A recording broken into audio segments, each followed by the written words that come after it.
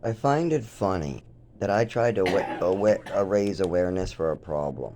And I'm allowed to do that on Facebook. According to the Facebook privacy and guidelines, if I want to raise awareness about a restricted product or medication, like let's say Oxycontin is being sold on the market and people are getting sick, and I want to post a recalled picture of Oxycontin, I'm allowed to do that. I could pass it around and go, hey, this medication is recalled.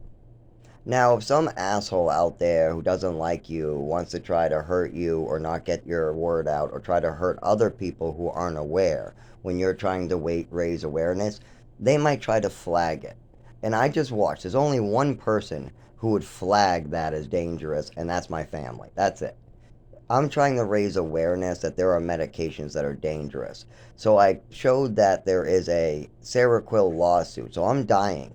My parents tried to poison me several times. My mother used her own prescription. She even admitted to this several times. She even died in 2011 of liver failure. And the last memory I have of her is her coming home lying to her doctor saying she wants to see me, her son, because she loves me. And then when she gets home, she blows past me, goes to the liquor cabinet like a football player about to tackle a quarterback, opens it up, pours her drink, goes to the couch and starts drinking, ignoring me over there like, Mom, how you doing, Mom? These things happen. And then she also was stealing my medications. I brought this to my father. My mother goes, it's only one time.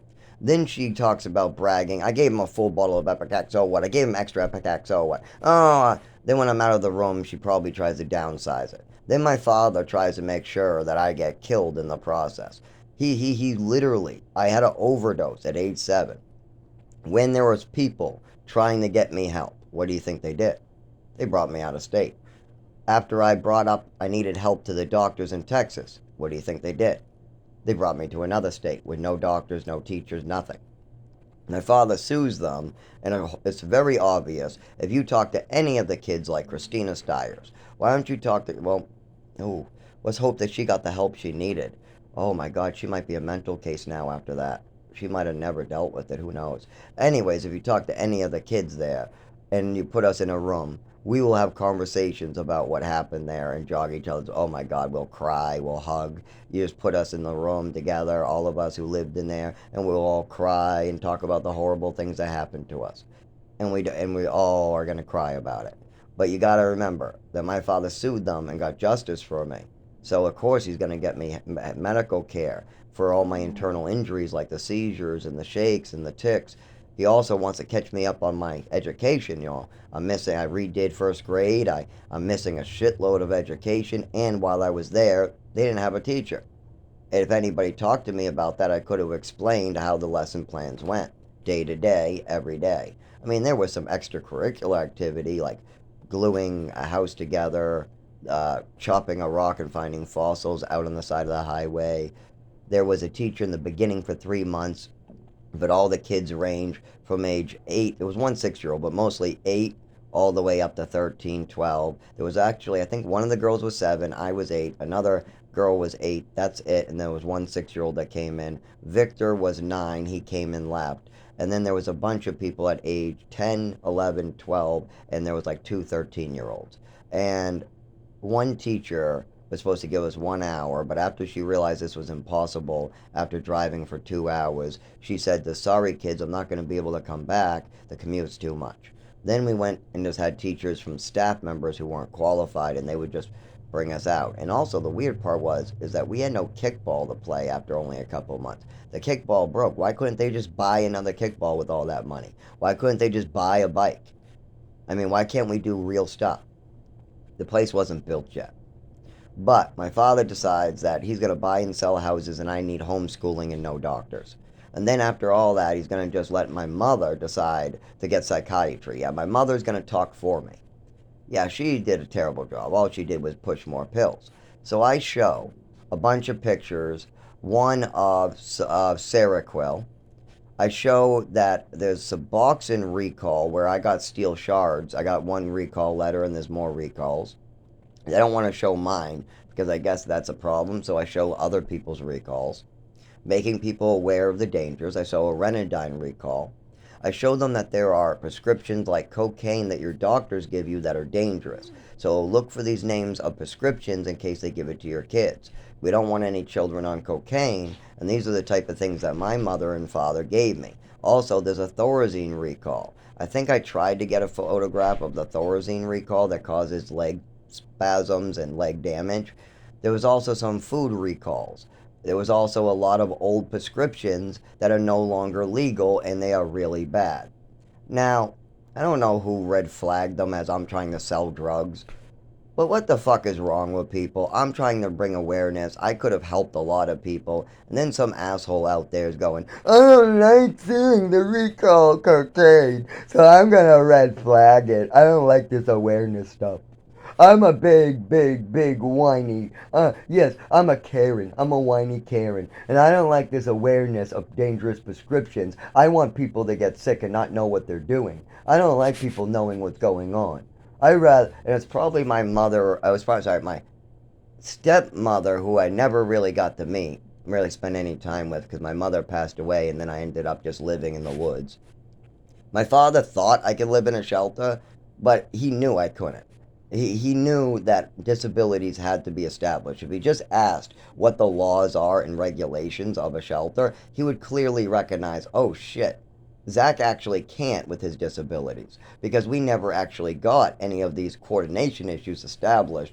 He's having random seizures and falls, and there's something much bigger that my wife did to him, but I'm not going to look into any of these problems. Instead, let's just drop him off the woods, marry my best friend's wife. We're going to bring a bunch of pills into the house that aren't even prescribed to anybody who's alive. We're going to, we'll try to just take everything for ourselves. We're not going to tell Zach what our plans are. And on top of all that, Zach had a different plan with a whole state program, and then I had to screw it up. And then Zach bails me out. The state of Massachusetts wants Zach to sign paperwork because the state caught my father doing something he's not supposed to. But instead, I trust and give my father love, and he smashes on it. Smash, smash, smash. I do him a humongous favor. I bet he won't even admit to the favor. I bet he's so testicleless that he would never even man up and say, my son did bail me out. My son did. Yes, the state did say that if Zach signed, he would get all that money. And yes, they did say that there was nothing I could do, and they were a witness, and the program was a witness, and Zach is a witness, and everybody witnessed this for years. But Zach bailed me out, and he did the right thing by me. And that's a good son right there, to do something like that, like go against Social Security and the Massachusetts state, all for me. I mean, that my son gave up his housing, his Social Security, his future, all to protect me. Oh my God, that's a good deed right there. My father's so dickless that he won't even try to give me the credit that I deserve. Instead, he wants to go, that never happened. My son is a douchebag. So if anybody would red flag an awareness about different medications, it has to be my father. It has to be. My father, his wife, maybe even somebody else in my family who didn't like seeing the pictures and just wants me to shut up and die already. A lot of them have, that's the, if I die, then they can just live and get away with it. It's much easier for them than to call me and fix the issues that they caused. That is the problem here. I'm waiting here, and after 25 fucking years, I have never once seen it. In Texas, how many people helped me in Texas those years? How many people helped me in New Mexico those years? How many people helped me in Maine those years? How many people asked me about Maine when I came to Mass in my family? How many people talked to me about New Mexico in my family? How many people called the authorities when they saw my mother doing illegal stuff to me? How many people cared if I got my organs damaged and killed by this woman, Patricia Newell? And does my father, he's 88 years old. I mean, are you really going to take an 88-year-old, an 84-year-old, and a dead woman's storytelling and kill me, a 31-year-old? Is that what you think is healthy? Is that what you think is fun? Do you think I deserve this? Do you think Seth is going to not have problems knowing that you killed off somebody he liked? Do you think that this isn't going to bother you in the future? Do you think that when you turn 80 and you're dying in the hospital and you need to just go to heaven or hell and you figure out that there's something more in life, you think that just asking for forgiveness, and when you go up there, I'm not going to be like, hey, yeah, that forgiveness shit? I say no. Yeah, Jesus over there said yes, but then he wanted me for a second opinion. And I said yes, as long as they actually ask for forgiveness from me, Zachary. And if they haven't asked for forgiveness from me or done anything, then, I mean, they can't be asking forgiveness from you. I mean, they purposely killed me and they could have stopped at any time. I mean, Jesus tried to help them. I came to them and said, Jesus, I got open arms for you. I got my family open. I know you're killing me. I know you damaged me. I know that those pills poisoned me. I know you guys did horrible things to me. I know this is horrible. I know it's fucked up. I don't like it. You don't like it. But I'm here with open arms to handle your problems with you. Yes, Patricia Newell did some fucked up shit that's illegal. Your father, Henry Newell, my father, did some illegal shit with her. And now somebody's going to die as a result. And we can handle this right now and it doesn't have to be this way. But instead, it's always something fucked up. I mean, you got landlords trying not to repair pipes, windows, and trying to profit off of this. I mean, of course, I'm just my father will just keep on calling me some douchebag liar. The landlord will piggyback off that. And of course, this 84-year-old senile, he can't even answer a question. He can't even answer a question. Yeah, thanks, guys. What are you going to do next? Put me in prison for a crime I didn't commit? Call me an old man abuser? Tell me I'm psycho and I'm coming after people? Say that my artistic views of making ammunition makes me dangerous when there's thousands of YouTube videos of people blowing holes and fucking man-sized clay things? They don't got licenses. They're just in a state and they register. The difference between me and the guy blowing holes is that I had a shitty mother and father. I was disqualified from protecting myself at the age of 10 years old. I had my health removed, my organs fucked up before I was 10. And now you guys want to finish me off and you can't pick up a goddamn phone because you're dickless. You can't pick up a phone and say, I'm sorry, what can I do to help? You can't say, what are you talking about? What did Patricia do? What did Patricia do? Oh, I mean, you guys are willing to say at my mother's fucking funeral, why are you sad after all the shit she put you through? But then you're so dickless that you can't even make a phone call and deal with it after she's been dead for 8 years? After my father's finally moved on with another woman, finally we can handle this shit. You guys just want me to die off? Is that what we're at? Just die off so we can get away with it? I try to do all this work for this family, the Newell family. Yes, I protected their grandson from getting abused by this woman. I took the pills. I got trafficked to Texas. Did Seth ever have to live in Texas, New Mexico, or Maine at any given year? I don't remember him missing school in Maine. I don't remember him going to Texas. How about Tim, my brother who's older? Did he have to? Or how about my sister? I bet she has government clearance. I bet my sister has better government clearance than the workers I'm working with. And I bet she could fix a lot if she, with that government clearance, because they would say, oh, this woman isn't full of shit. And this woman, Valerie Newell, heard enough that she knows I'm telling the truth. But did she ever spend time with me talking about New Mexico? Did she ever spend time with me talking about why I looked so drugged during my adoption party right afterwards? Did anybody care enough to actually try to stop me from getting killed by this woman? I mean, those were some tough years, age 5 all the way to 13. Jesus. I mean, even 3 Halloweens I was drugged because my mother didn't get her way. Yes, my mother didn't want me to go out with my nephew and my brother, one of them. One of them, she didn't want me to go out at all, and we were someplace, I think we were in Texas. And then there was another one. One of them, I remember getting awfully sick, vomiting in the bathroom. My mother walks by the bathroom, says, you're sick. Now, here's the kicker. About 2 hours prior to that, every single time, Zach, you have to take your medicine. I come over, I take my medicine. 2 hours later, or an hour and a half later, or an hour later, I'm vomiting, or I'm pale, or I'm weak. Now, when these things happen a couple times a year, at age 5, 6, 7, a kid doesn't know what the fuck's going on. Of course he doesn't. He barely knows his body yet. He doesn't even know what a booger coming out of his nose is. He doesn't know what a fucking blood cell is. He doesn't know fucking shit. So when a mother's doing this type of thing, they have to look to the family members. But is it okay to just poison a little orphan kid? I mean, if you kick a dog, that you go to jail for abusing a dog. But if I get kicked, is that okay? Is it okay if you poisoned a dog and the dog died or the dog was crippled for life? Would that be okay?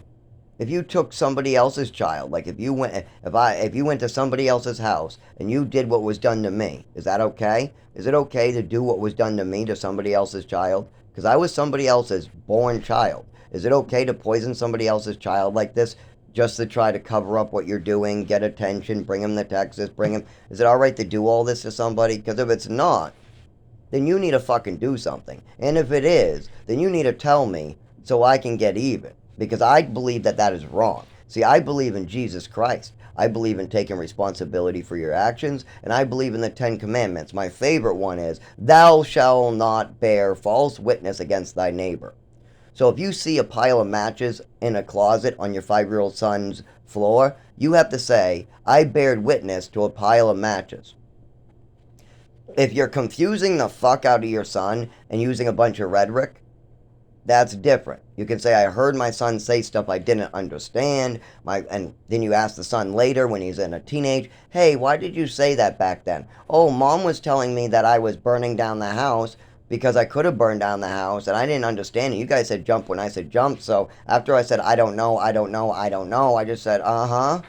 I mean, I didn't know what was going on. Same reason why Javier knew when he was playing with a lighter or bringing lighters to school, and his uncle asked him, why did you bring a lighter to school? The answer was, I don't know. Kids usually answer that because they don't know why they do stuff. But if you reflect on the moment and ask later, you can get an honest answer. Unless there's a crazy woman twisting your mind and you just want your son to die and get hurt so you can just not deal with it. In that case, somebody's just going to die and somebody's going to get hurt and they're going to do everything in their power to survive, and that might be not be in your best interest. And honestly, if your son is trying to make people aware and keep people healthy, do God's work, and then you're destroying him, I'm not sure if God likes you destroying his soldiers. If somebody's doing God's work and he thinks he's God's soldier and he's literally trying to just do good deeds for the rest of his life, and then you destroy that guy, how many other people did you kill? You killed him, but how many other people did you kill by making these choices after him? I mean, you're changing history. Remember, us humans can make good or bad choices, and that's what is part of life. Us humans were given a choice. We can make evil choices, we can do God's will, or we can do the devil's will. Which one are you doing?